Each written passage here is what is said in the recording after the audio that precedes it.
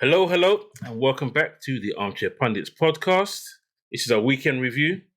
For those of you who have not watched us before, make sure you like and subscribe now because there's no point waiting until the end. And for those of you who have been watching us, thank you. We appreciate your support and keep on going. Right. How are you guys doing this fine Monday evening? What a weekend. What a weekend. If only you could play Leicester every week, eh? I'm good. Regardless, I'm good. How you doing, James? I'm all right, Listen, I'm all right. I'm staying humble. I don't believe you. What's that sound, guys? Hey, has James been humble, guys? Humble. Yeah. Guys, can you hear that? What's that sound? Boy. Is that a tractor? I'm not. No, it's not a tractor. No. Sorry, Daryl. Sorry, mate. I'm cool, bro. I don't know. Leo ain't said that yet. I don't know. I'm leaving him alone, bro. He doesn't look in the mirror, bro. I'm not targeting you today. Slap somebody, sick, boy. Bruv. You make me sick, bruv. Make me sick. Done with you. Can't even swear. Lie.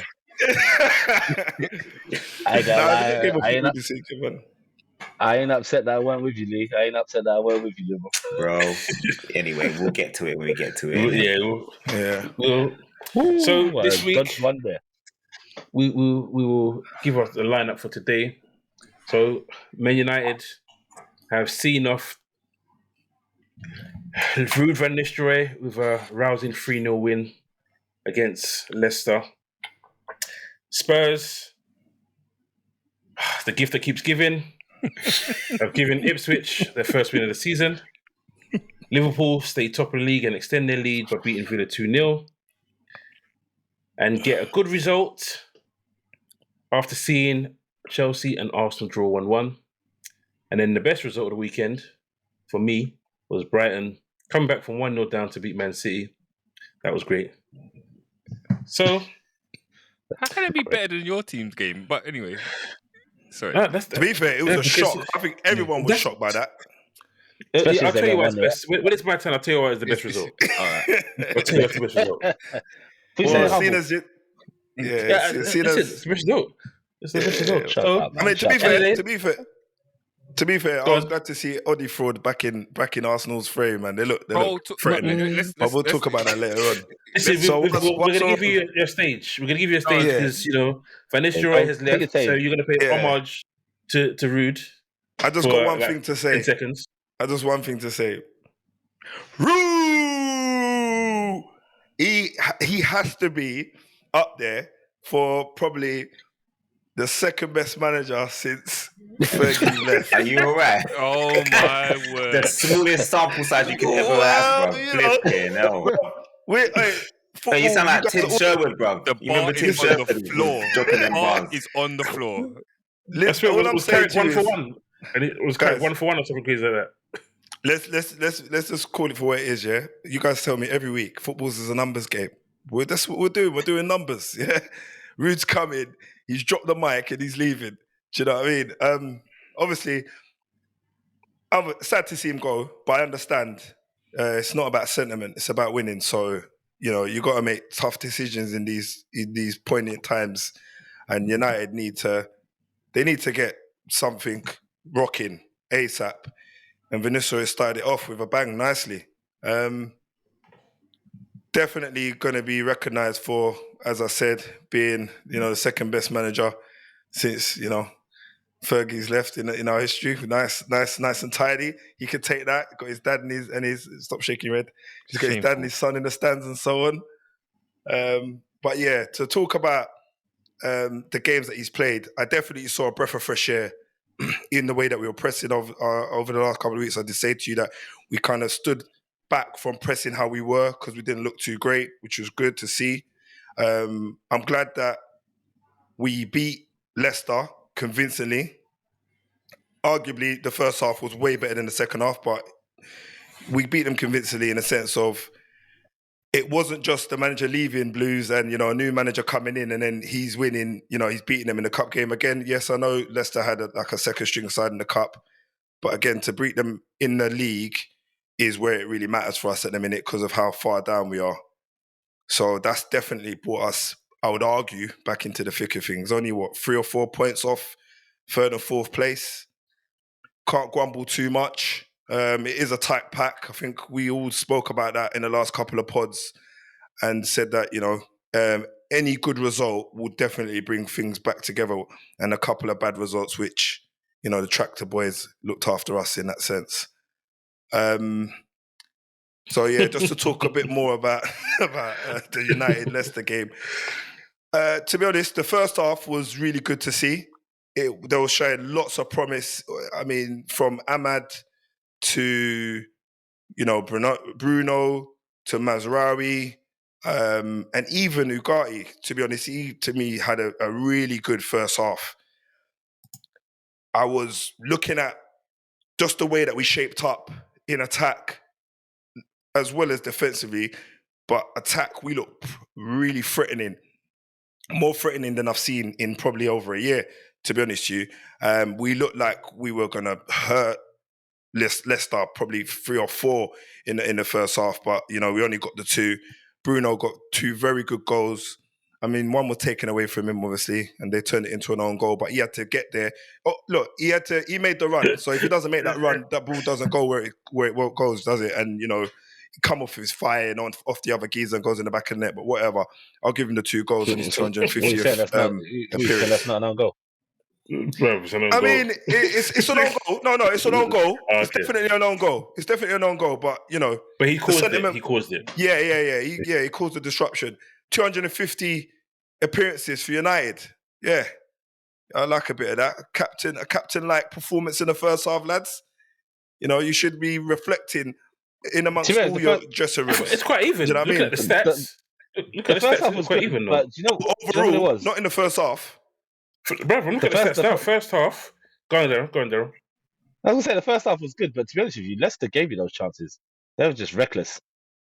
And it could have been more, like you said, but I don't know. Like Bevan said, if you could play Leicester every week, then, maybe you'd be happy. But I think they gave you the chances, really, and they set the tone for themselves by being in that situation at half time. Yeah, I mean, I'm looking at it. Shots on goal. You had 9 shots on goal, 2 on target. You scored both of them, but they had 5 shots on goal and 4 on target. So if they were more clinical, first half, and possession 58 to 42, XG 0.66 to 0.59. So I said the statistics can be deceiving. It can be deceiving. It can be. That's first half only. Second half, that was different. Second half, they had 1 shot, and that was it. Yeah. So, and to be honest, there was a couple of worrying things there, and I think I've spoken to everyone about, Dalot and how he's gone from the dizzy heights of like player of the season or, fans' favourite, whatever it was, to really struggling defensively to focus and concentrate. He nearly gave Ndidi a shoe-in for a goal. It's only because Ndidi can't finish, and Anana's positioning was great, why we didn't concede there. But, I really struggled to really find any positives to get out of Dalot lately. Do you know what I mean? So I really want him to, He's kind of turning into Trent. He's kind of turning into Trent. He's like his defensive concentration and lapses has been quite poor. To be honest with you, Darryl, though, I don't think going forward he's been quite much of a threat neither. I think overall he's just really... I don't know if he needs a rest or what. At the start of the season, he was looking a lot better going forward. I don't know. Maybe because Mazraoui now is a threat for him. I don't know. Do you know what it is? It could be the fact that we're changing the fullbacks.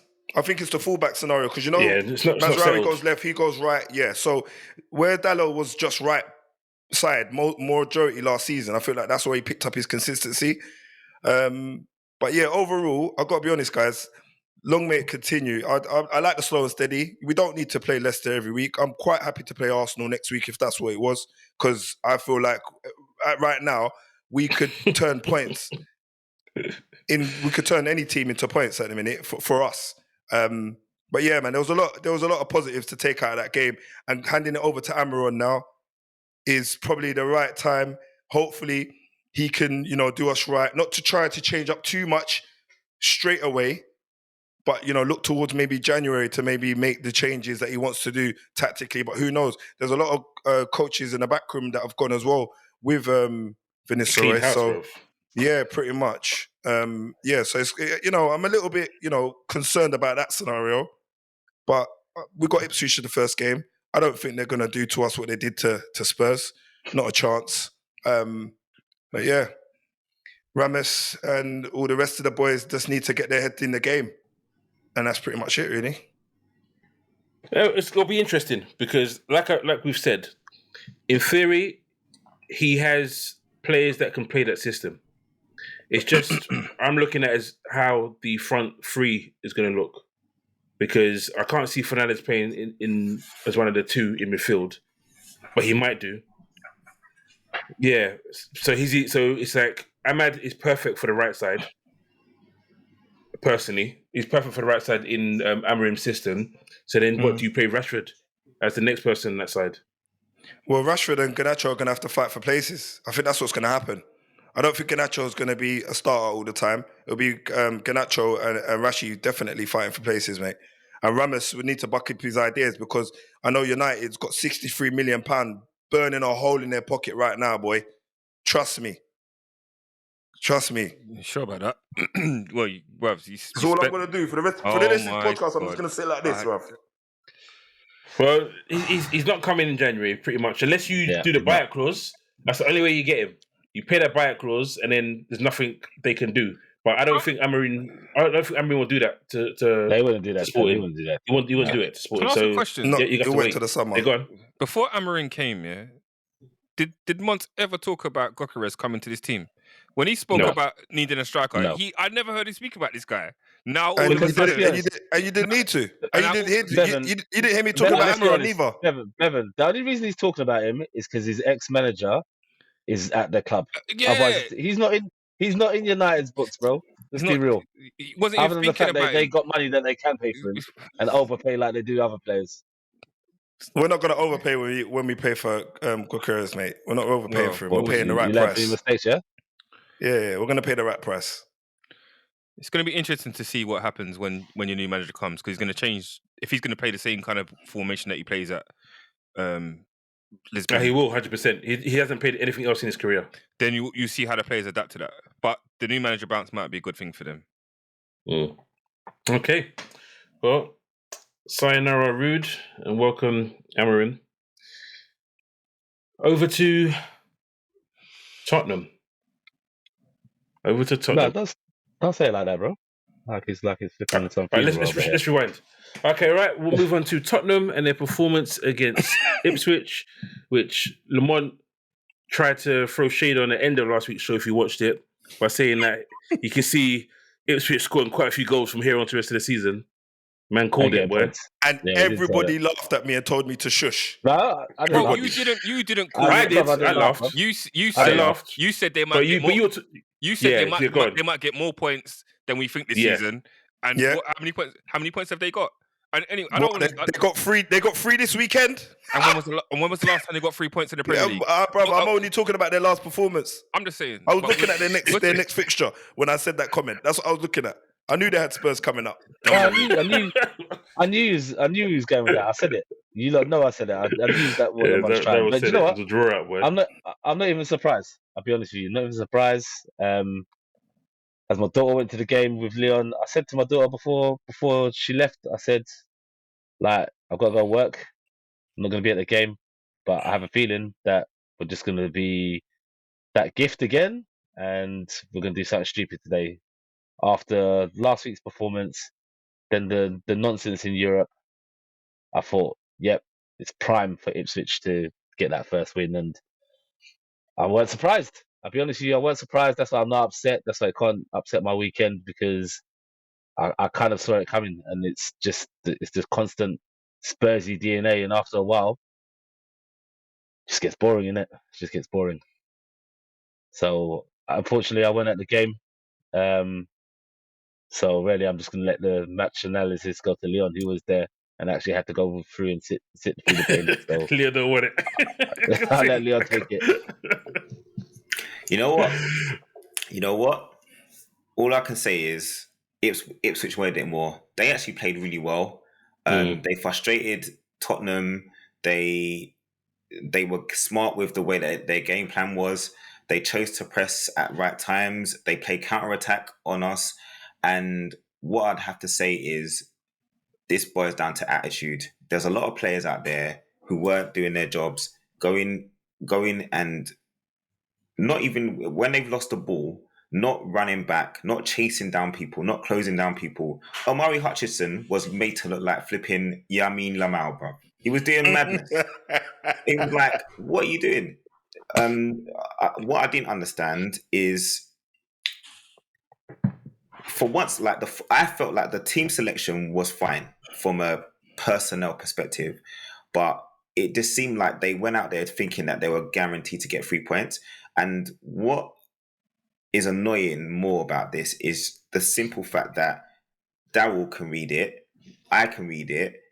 Most of the fans in the stadium, you could tell there was an air of like something's just not right today, and it happened. Like we were clutching at straws. There were a few chances that we got from during the game where we pressed people. We pressed the Ipswich's back line. They tried to play at the back. We actually intercepted the ball, and the final ball was so poor. Yeah. And it's the same thing that we've had all season, where decision making, not playing the right pass, or if they do try to make the right pass, it's overhit, or the first touch is bad.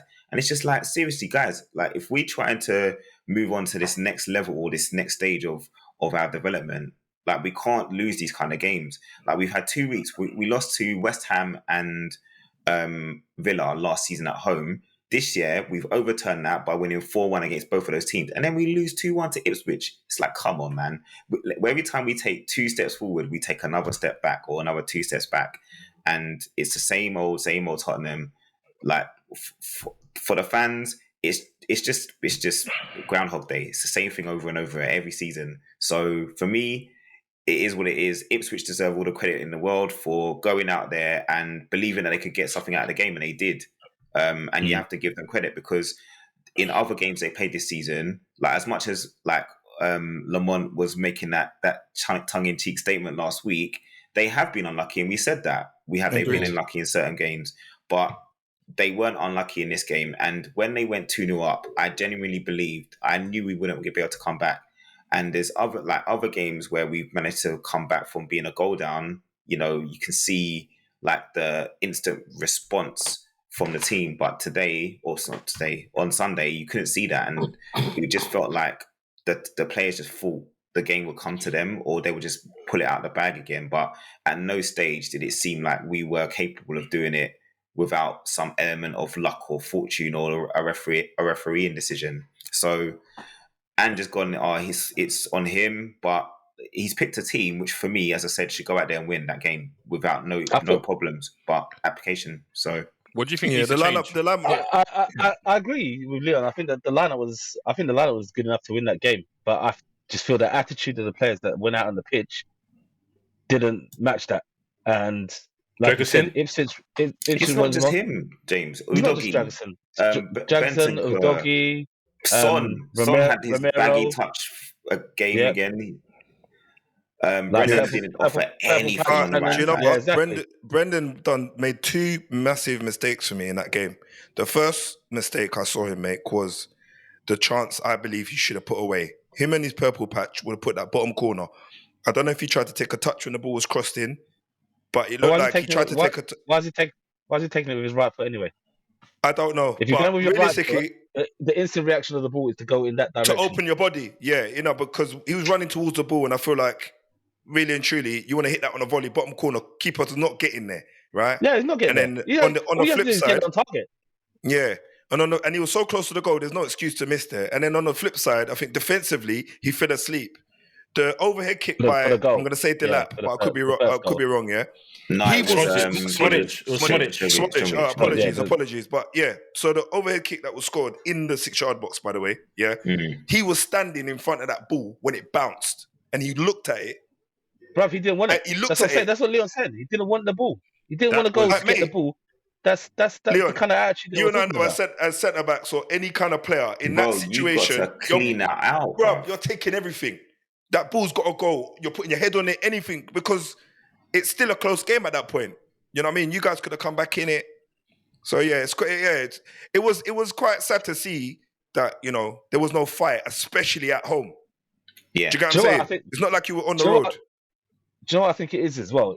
I feel sometimes the kind of goals that we concede and the way that we concede the goals and people looking around at each other, once you start seeing that attitude, like Leon said, you get to the point where you think, nah, we're not coming back from this. Not today. This is like the attitude's not right, the energy's not right. We're not coming back. And once Ipswich got that second goal, the way it went in, off of Dragerson, like when stuff like that happens, you're like, it's not your day. And I feel that they just Nah, I don't think it's. I think what you said first is it was about people looking around at who, like, no one's holding each other accountable for no not doing their no job, and responsibility that is either. the reason. No one should be looking around. So if it was a team that has a real leader, someone is barking orders at everyone, because you see other captains do it. You see the companies, the Van Dijks, Roy Keane back in the day, Vieira. Them men are shouting at man, telling him, "Do your job." We don't have that. Too many nice men in there. Is that what you think needs to change? Yeah, we don't have leaders in our team. Romero, when he's ready, he has a good game, and then he does a madness out of nowhere for no reason, like going out of position, chasing players who are going into midfield, and he's chasing them and leaving a big hole behind him. Pause. How close is it to Ange? And I know some fans have turned already, but how close are either of you to, you know what, we might have to look elsewhere because this guy is too stubborn and he's not going to have a plan B? I think don't think that's it's Ange. Like we sorry, Daryl, gone. I think Andrew's his own problem. Like you said, it's the stubbornness, the no plan B. We're gonna play this way. This is what we're gonna do. It's entertainment first. We're gonna play the right way, the Tottenham way. This and the other. At points, it comes down to um, you've got to do more than that. You can't just keep sending the man out there gun ho and expecting to just score more goals than the other team every single game. It's not gonna work like that. So he's his own downfall for that. But I don't think the match against Ipswich this weekend that was his fault necessarily. I just think that the attitude and the effort of the players weren't good enough. Simple as that. Leon, can I ask you one question? Yeah. Yeah, just the last question. Yeah. Do you think you can play like that against Man City, even in their current form? Bro, you already know the They just answer did. to that question, They just bro. did though. No, So They just did 2 weeks ago. No, in the cup, we played counter-attack, James. We didn't have the possession of the ball. It's the first time we've actually seen us try to sit back and play on a counter. Like, Then that answers your question as well then. Because So- you've played Man City in that period. yeah, we played Man City in that period in the cup. But again, we can't see them losing 5 in a row. So But stranger things have happened. Do you know the last player to score for Ipswich? When their last player to score in their win for Ipswich? Who? Darren Bent. He's the last Wow. player. He's the Is last it for player. true? Wow. Yeah, wow, Darren that's Bent. Yeah, wild. yeah. Their last away win was at Everton in February 2002. Oh, I know they've been in the Premier League Imagine for that that. long. That's crazy, isn't it? Yeah. It is. Okay, so yeah, before we go, Leon, answer to that question on Ange. On Ange, yeah, he's stubborn. He's stubborn to a fault. What I want to know is what is his, like, sorry, let me start again. It's one thing to have a philosophy, but where do you let common sense prevail? Because there are certain situations where you see players in defense and in midfield where they're trying to play football, dangerous football, risky football in their own half. We thrive on intercepting passes in the opposition's final third or the opposition's defense, intercepting passes. But we invite pressure, and we're not Man City, we're not Barcelona who can get themselves out of those situations. You see guys trying to do things which are just not in. For me, they don't have the ability to do it. So there's certain times where we need to look to play a longer pass to at least beat their press or to at least give us a chance to push up a little bit, but we invite pressure. And for me, I think there needs to be some common sense where there's a balance here. We've gone from having two really defensive managers to a very attacking-minded manager. And as much as Pochettino didn't get a lot of credit for not winning a trophy for us, it was the last time we actually had a balanced team where we knew how to defend, but we knew how to create chances and attack. And I think we just haven't found that balance yet with any of the managers we've picked since. That's fair. Okay. We'll see how this goes over the next few weeks, because like I said, Man City next, right? It's going to be interesting. For sure. For you guys. It'll be just like us to end up putting a performance in that match. Hopefully. Boy, so I'll move on. There might be a performance, but yeah, we'll see in it. Hope is the killer, man. So I'm just gonna just see what happens. It pains me to say it, but they never really turn you over, though, do they? City. Bevan, what are you doing, bruv? I'm just saying. What are you doing? They've lost 4 matches in a row. It's not happening in the Pep era. He wants it to happen, bro. He's trying to speak into existence. You're just lining it up, bro. I'm not even. Last season's game, when you played Man City at home, you had chances to win that game. There's evidence out there of you giving Man City a horrible time. You thought it was going to get turned over in the cup, and it didn't happen. You turned them over. This is the kind of game where you lot could turn up in. I know that it's the hope that kills you, but it could happen. And I'm the last person to ever want Spurs to win a game. You know this. Everyone knows this. Right, I'm gonna end that right now. It's as simple as you've all seen it online. It's been said for ages. Dr. Spurs, Man City had a run of 4 losses. The doctor's there for them, bro. Simple. Let's move on to Liverpool. So, Bevan asked me a question. Why was that the best result of the weekend for me? As I've said many times, home games, I expect Liverpool to win. There's only games where I have a bit of trepidation, Liverpool, and that's when the current Arsenal come and Man City come. Any other team that comes to Anfield, I'm expecting to win. So when Aston Villa were coming to Anfield, I expected to win.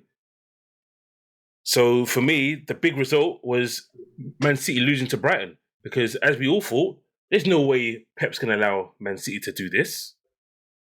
So that was my reasoning behind that. So moving on to the game itself, I didn't even get to see the whole game. I was out with Leon getting some food and watching it on my phone, trying to sneak it, and there was tension because for me, that was the highest pressure game we had all season. Because last week, yes, Arsenal had lost, but the bigger threat was Man City, and we were playing at the same time as Man City, and we were losing the game. We went into that game knowing that they had already lost, and we could extend. So the pressure was on for us to not mess up. Because generally, over other years, whenever Man City drop points, we drop points. That's how it always seems to work out in the end. So for 2 weekends in a row for Man City to lose, I was nervous. And at the same time, I was thinking, we're going to do this, but what if we don't? But then the boys settled me down. When we scored the first goal, which we'll come on to the referee, when we scored the first goal, I thought, you know what, cool. We scored the first goal. The way we defend this season, I'm not expecting us to lose this game. So from then, I was like, okay, we're not losing. Could we draw? Yeah, we could draw, but we're not losing this game. So I was happy there. And we just seem so much more controlled now. It's almost like they say, all right, cool. If you want to have it, okay, cool, you have it, but we're in our shape. We're in our shape, and we'll let you have it. And then when that trigger comes for us to press, we'll press. If it doesn't come, then cool. We're not going to jump. We're going to just wait and see. And there's a calmness to Liverpool at the moment, which is obviously different to Klopp. And it's nice to see, because there was times where last season I was saying to you guys, why can't we just win a game 1-0? Like, we can't do that anymore. So we're getting it back, where we score a goal and I'm thinking, you know what? That's it. They're going to look up shop. Because in my opinion, I've said it before, we've got the best centre-back partnership in the league. And on form we do. Some people may say Arsenal have. That's a flippable coin. But on form, we've got the best partnership in the league. So it gives me that confidence that we've scored first, we can go on. And the players are just doing so well, man. Aston Villa didn't come as aggressive as I expected, which was a shock. I didn't expect that from them. I know they're out of whack, but I expected them to be more on it. They did get there later on, but they gave us time. And I think I said to Leon on the Saturday, there's no team in Europe that counterattacks on corners that we do. No one. Bro, Yeah. James. No one. That the top count of my is list, mad, I've bro. got a note right here. It says Liverpool counter-attacking. Bruh, Mad. when I was watching you guys counter-attack from a corner, yeah, and you done the same thing, not once, not twice, but about 3 times, yeah, I was like, is Aston Villa, is none of the coaching staff watching what's going on? In fact, none of the players on the pitch for Villa saying, yo, we need to have 1 or 2 least man one man back there, yeah. you know, because Yeah. it's looking peak. We're getting broken every time. Like, it's frightening to see the pace that you guys attack at. And not only that, you don't see Liverpool play Route 1 football. That's not really what I kind of put you guys down for, yeah? But when that ball come out from the corner, Route 1, whack. You one mistake from that defence, yeah, and they're finished. There's 3 man running in on goal. And you know they're going to bury it. One of them's going to bury it.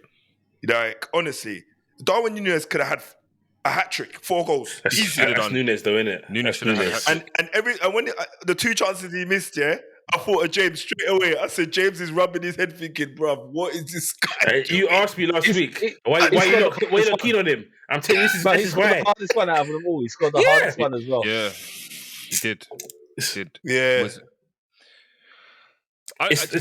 You know what? As a neutral, I did not think Villa were going to win that game. I was No, you know, neither did I. No. Liverpool, They didn't it felt like they didn't turn up. after Europe, they've been awful. Yep. After their games in midweek, they've smashed teams in Europe, come home and done nothing. This week they lost both games.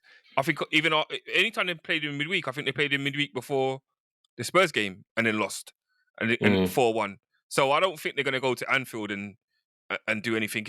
I don't know. I feel like they're more set up to be playing in Europe or as a cup side. Really, I wasn't worried about them at all. They should. I do think they should have had a penalty though. I do think. Should have. Here we go. Here we go. Listen. If they're given a penalty, if they're given a penalty, I won't be saying to myself, "How can they give that?" But like I said to you, if you actually go and watch, which one are you? Because there's 2 that people have been talking about. James, you just answered the question, bro. Which one? You it was a no, because you've seen it given. But when I actually watched the replay, which the VR is supposed to do, Bradley was getting his shirt pulled as well. Bradley's getting his shirt pulled. You can laugh if you want. Go back and watch it. And you go and see the defender, Morgan, is pulling Bradley's shirt. He's pulling Bradley's shirt. Bradley's pulling the other guy's shirt. Both guys, also, the 2 shirts are being pulled. And the Konate one? The Konate, see, my thing with that is, but you saw that in the other game as well. You talk about Watkins. But you saw it. If you look at the other game, I think it was the Wolves game. Konate gets his foot ahead of him. Konate doesn't trip him up. Konate gets his foot in front and then he kicks the back of Konate. Very often you see that happen. If someone takes the space and gets their foot in front, they don't give a penalty. Like I said, it happened 2 times that weekend. So that's not me saying Liverpool. Happened in the Wolves game as well. The defender got his foot there. All I can hear is Liverpool. And that was even worse. They disallowed the goal. It wasn't even a penalty. They disallowed the goal because of that. So that's even worse, bro. They disallowed a goal. So we always talk about consistency. There's consistency right there. 2 instances where a defender got his foot in front and they disallowed it. So, like I said, go back. You guys just say whatever. Go back and watch it and you see he's getting his shirt pulled as well. So there's 2 shirt pulls.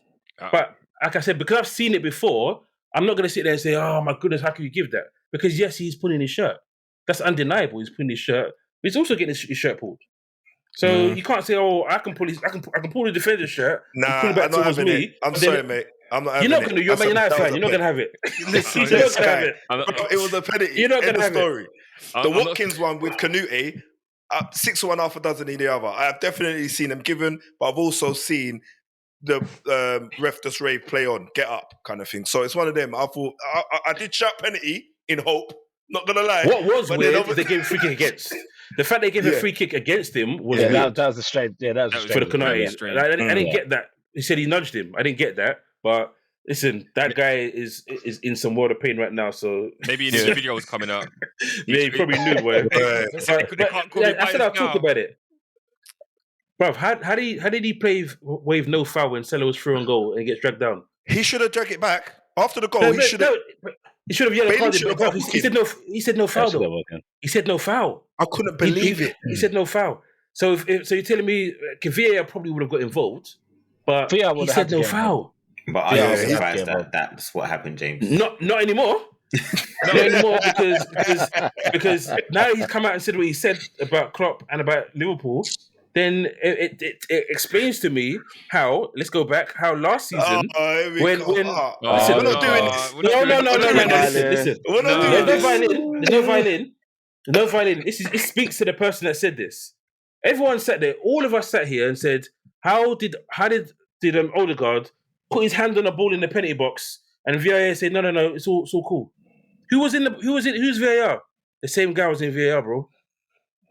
It's common None of sense you to can me. tell me that wasn't a penalty. Common I sense. dare to me. you to tell me that wasn't a penalty. He Common done the sense to same me. thing for Rodri as well. Done the same thing for Rodri. But I don't think he was VAR. I think he was actually the man in the Yeah, I centre. think it was but bruv, it went to VAR and you saw a man put his hand on the football and try and spin it with his hand. And he said, "No, play on." He So play on. stumbled. He stumbled. Oh, there's nowhere else his hand can go. He couldn't. Bruv, there's so many other instances where there's nowhere else your hand can go and they give penalties. If We VAR, had Mings this week, so we've So- No, seen. that was different though. Mings was that yeah, that is different. It was different to yeah. Gabriel, was it? Not to Gabriel's. I'm talking about. Oh. You're talking about Odegaard's. No, the Gabriel's the same thing, but I'm talking about Okay, Odegaard. cool. Just checking, bro. Yeah. No, I'm not saying that. The but record scratched on that one. to be fair, he did you. I think he kind of did you a solid by not calling the foul, because it's the only difference is maybe Bailey gets sent off. Because I'm not sure. I'm just sure. No. No. It wasn't the fact that he didn't call a foul. It's the fact that he didn't say said play it wasn't on. a He said foul. no foul. He just went that. Yeah. That's not Yeah. play on. No, I know he said no He should foul. have play on. No, I know he said no foul. But if Nunes doesn't score, VR look at that and then he's getting sent off. VAR has to look at that. He's going to look at it. He's going to get sent off. So See, by that's- him scoring, they've kept 10 men on the pitch. Really, I mean, they kept 11 men on the pitch. 11. Really, Yeah. yeah. Yeah. What would you prefer, Yeah. James, though? Would you The prefer goal every single time. Okay. The goal every single time. Because you At never least know what Nunes happens. finished after it that. for once. Yeah. Yeah. Good finish. Good finish. But yeah, finish. listen, a lot of people are saying that the title, you could say it is ours to lose, but I don't think we're dead set favourites too right early. now, in my Too early. opinion. No, you're not. Yeah, we're not dead set. People You're say, not "Oh, dead you're certs. favourites." No, we're not dead set You're not favourites. dead End of the day, certs, we got but Man you got the City. favourable odds, though. You got the favourable Yeah, odds, but though. listen, Yeah. we play Man City in 2 games' time. If we don't, okay, let me not speak onto it. But you never know what happens in that game, and then it all switch round. So there's so many twists and turns, injuries, whatever can happen. So listen, we're happy to be 5 points clear and 9 points clear of our 2 rivals. We'll see where we go from there. Could you I imagine if suppose, City yeah. lose the next 2 games in a row? What's Spurs Wow. and then Liverpool? Ooh, It will be lovely as long as we win our games. unforgivable. Let's see As how long as we win humble our James games. is then. Isn't it? Innit? Listen, Supposedly until we humble. get to February, until we get to March, and then I might get a bit more excited. But right now, No. listen, we were top in January last season, and then we went to Arsenal, we lost, and then it kind of unraveled from there. Arsenal overtook us, Man City overtook us, so we're not in Yeah. January yet. Yeah, but Arsenal yeah. were only doing that. They were trying to make sure that City win the title. They weren't trying to win it for themselves. They were just trying to, protect City and just make sure they do something. You get me? Okay, They were never in contention. And you were either. Yeah, I know. I'm just saying what Yeah. you were doing. I'm gonna say what you were doing too, innit? We could both do it. Like, But let's move on to my second highlight of the week. My third highlight of the weekend. Let's segue My onto third highlight. the For City, the yeah. Arsenal Chelsea game. Oh, Chelsea being unlucky. Ooh, I don't- ooh. unlucky. Ooh. I don't know that one. Oh, we did that for you. Yeah, Chelsea I know about- unlucky, yeah. You're trying to wipe me up again. All right, this guy- all right. Chelsea unlucky. This guy humble, you know. Yeah, I prefer the other James. You know. How do I feel about this game? I was a bit. It was good to see Odegaard back, and Oh man, that it was was so good. that's the difference that we missed, man. Because what he does off the ball as well as on the ball, it's like he gets the team to defend from the front. And there's a lot of times when we caught them out high up the pitch, and we weren't doing that in other games. And creativity. When it comes to Chelsea, they did have some good chances. If the cross falls to Jackson instead of Gusto, they score. Same thing when it fell to Madueke, and he should have scored. But then I could say the same thing about Arsenal. Martinelli should have scored in the first half as well. I think he could have scored too. It's Kai Havertz being offside. You just think if you just wait a little bit, he didn't need to be offside. Then I know it's fine margins, but you go into that game. I think it was a very even game. Before the game, I did think it was going to be a draw. We drew there last season, and they were rubbish. And this season, we're in a bad patch, and they're playing okay. But for large spells, we kept Cole Palmer quiet, but their midfield pair of Lavia and Caicedo, I think they had the better of the midfield battle, really. I just think there were some things that are a bit strange, like when Chelsea caught us on a counter attack and didn't really attack. It's like they got forward and then kind of cut back and slowed the attack down. Yeah. Neto was doing it all game. Yeah, that's one time I can give Gary Neville credit. There's times where they got the ball off you, pressed, and it's like did it was like 4-on-4 or something like that, and they just went sideways. And you're like, where was the drive to make the most of the chance? But they just didn't. I don't know. Didn't seem to show it. Didn't do nothing. And then, I mean, the goal that we scored again, it's another goal. Odegaard wins the ball, and then gets things moving, and then plays a delightful ball. That defending from Chelsea was shocking, though. But plays a delightful ball to Martinelli, and when I saw it, I was thinking, "Oh no, he's gonna miss." But he squeezes it in at a good angle. I think the keeper should do better, but Sanchez is a bit. Sanchez has got to do better than that, bro. Come on, we know what Sanchez is like that, bro. You can't be getting beat like that near post, bro. Come on, man. Yeah, apparently he's Jamaican too, Sanchez. That's what they say. No, he ain't. And Spanish he is. But yeah, and then with Chelsea's goal, there's a problem, I think, with Arsenal when they're playing away from home and then they sit back, but they sat back too far. So you've got the space in midfield has opened up, and you've got Partey almost as a third centre back. So it created the space for him to have that shot, and then Martinelli could close him down, but a midfielder should really be there to stop that from happening. So they score, and then the shot was a good shot, though. It was a good shot. Saliba as well. Saliba was out of position and came across, didn't it? Someone's got to close.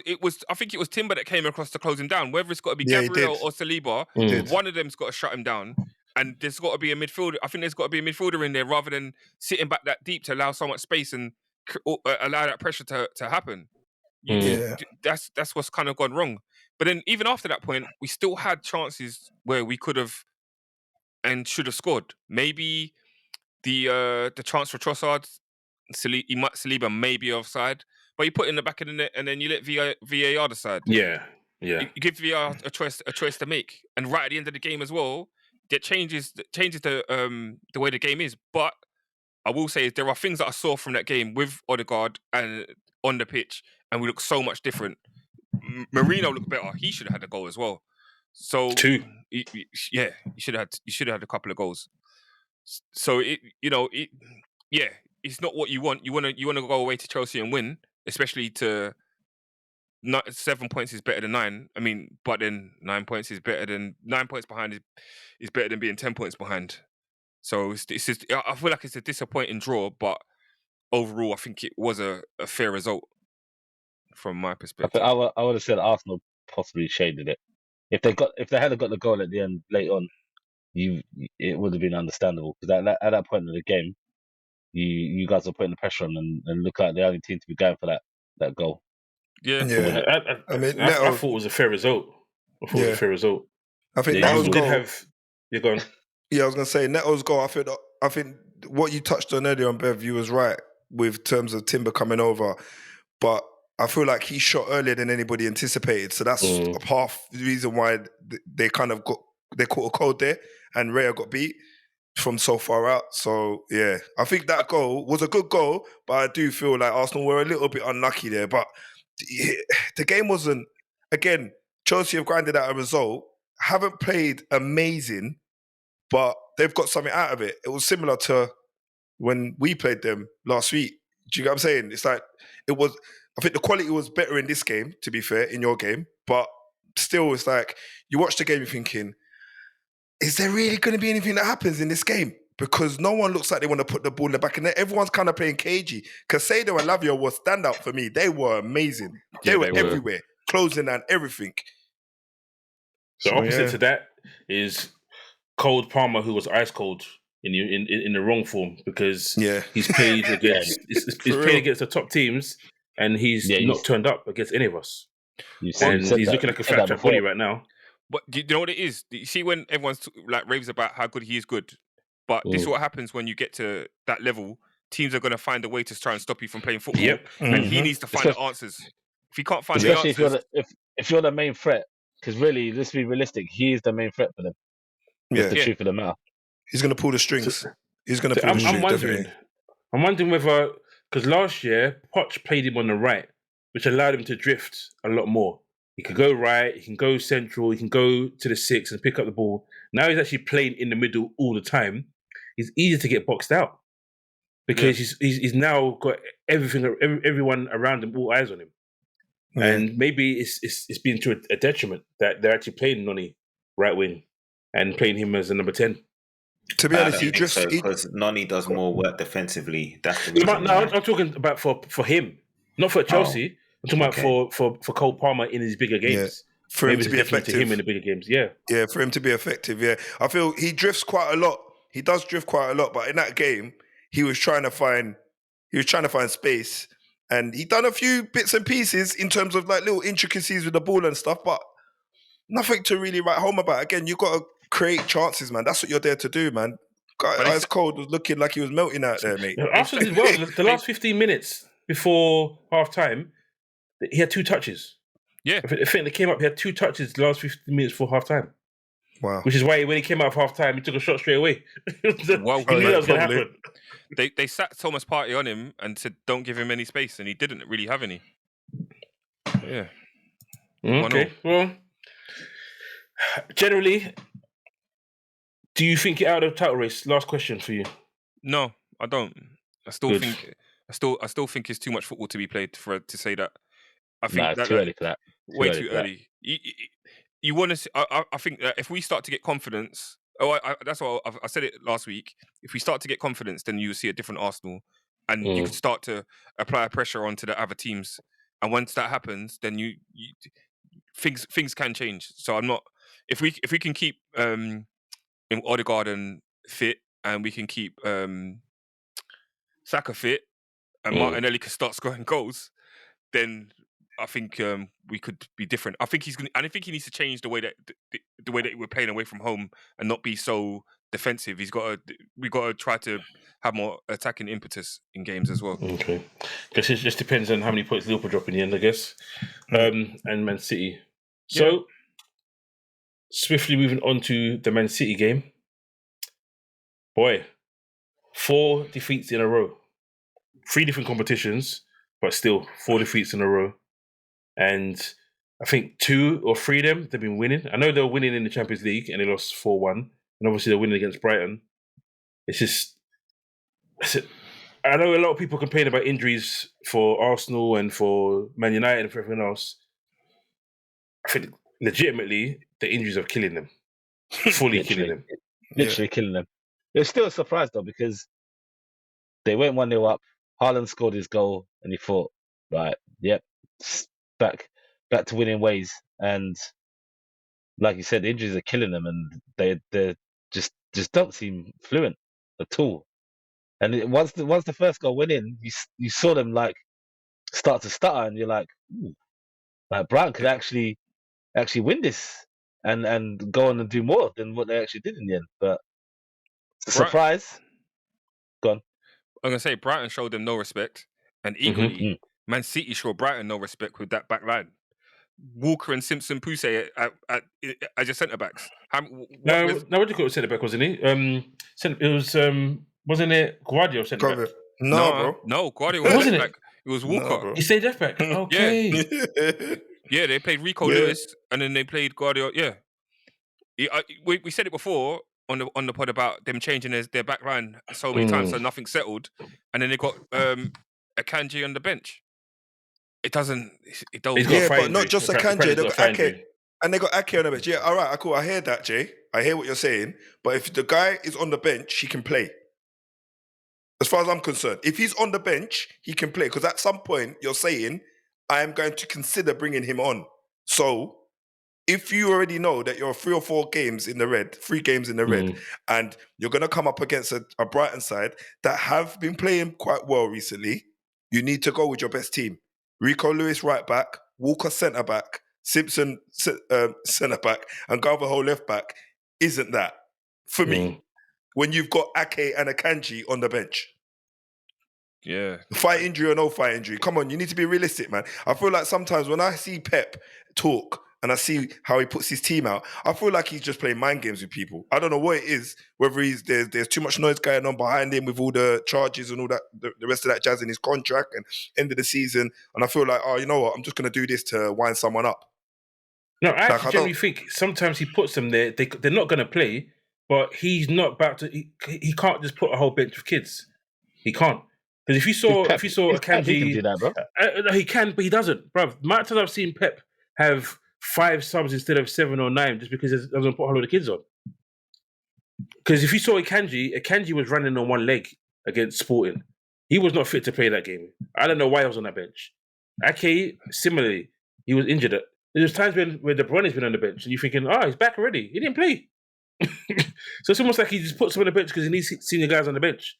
And he doesn't want to go and put 5 or 6 kids on the bench. Well, to be fair, he did play De Bruyne. And Vardy should be playing centre-back. He's a centre-back. Naturally. Just play him centre-back. And put Walker wide. And just put Walker as a full-back. So it's crazy. Injuries are killing them, but teams are not showing them any respect. Yeah, good. Finally, now's the time not to show them respect, though. Now you look at their team, you look at their starting lineup, you look at the players that they had before and the players that they got now. You're like, boy, we can get at these players, and you don't need to give them the respect. That's the truth of it. You need to hope Spurs are watching this pod, bruv. They got 2 weeks to take this all in. They got 2 weeks, bro. Get it together. They don't respect each other the way they played on Sunday, bro. So that's their problem they need to deal with first. But to be honest with you, sometimes Pep just goes mad experimental, bro. Like yeah, and you can't because of his can't figure him out. You can't say like you can't say he's wrong because he's done it before and it's worked out and just I don't know.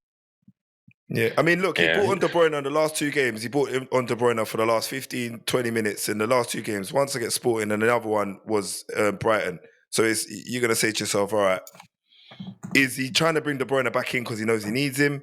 Or is it, minutes. He's just getting him he's just getting him minutes because, he needs to get him warm. Who knows? But yeah, we've got the international break now. So yeah, international break. Go on, Ben. No, I was going to say, even though they're still playing like this bad and 4 games in a row, it's kind of like they might be this is when they might be the most dangerous. You always think with City that maybe they could come good because you think do they really lose their next 2 games against Spurs and Liverpool? Football don't usually work like that, does it? If it's just at Anfield, I think we can win. What if? Did you just say what if? I swear Bevan just said what if? What if they imagine if they lose their next 2 games to Liverpool and Tottenham, and now you're saying the counter? What do you mean? Are they really going to do it? No. What I'm saying is that when you Make got up a team, your mind, Bridget. no, listen to me. I'm not going crazy. What I'm saying is that you got this happens in games, right? Where a team's playing terrible, and then they come up against 2 decent teams, and then instead of you think they're going to lose, and then they end up with 4 points instead of 0. Yeah, that's what I'm saying.